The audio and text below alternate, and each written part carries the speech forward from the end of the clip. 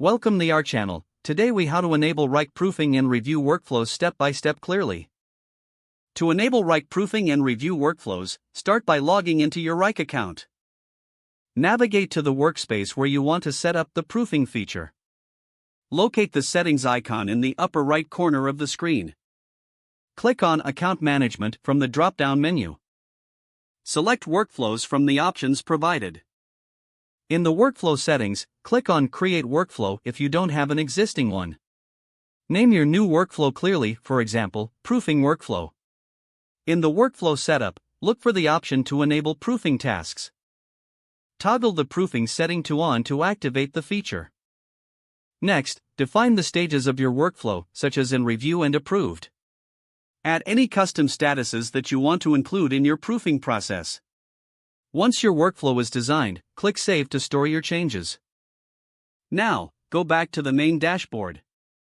Select a task that you want to apply the proofing workflow to. Open the task and go to the Status section. Change the task status to your new proofing stage.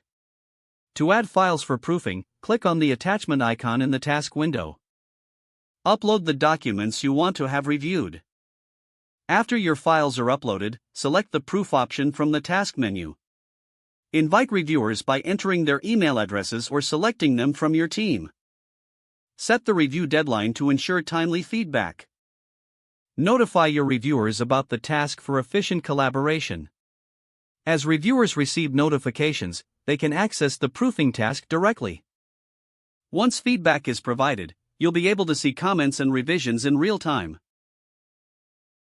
Ensure that you monitor this feedback closely until all necessary adjustments are completed.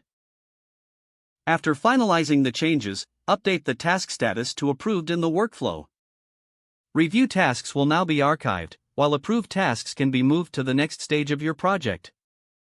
Congratulations, you have successfully enabled proofing and review workflows in Wrike. If the page does not load, refresh the browser or try again in a private or incognito window. Make sure you are using the correct email address, then retype it carefully to avoid small typos. Don't forget to like this video and subscribe to our channel for more step-by-step tech guides.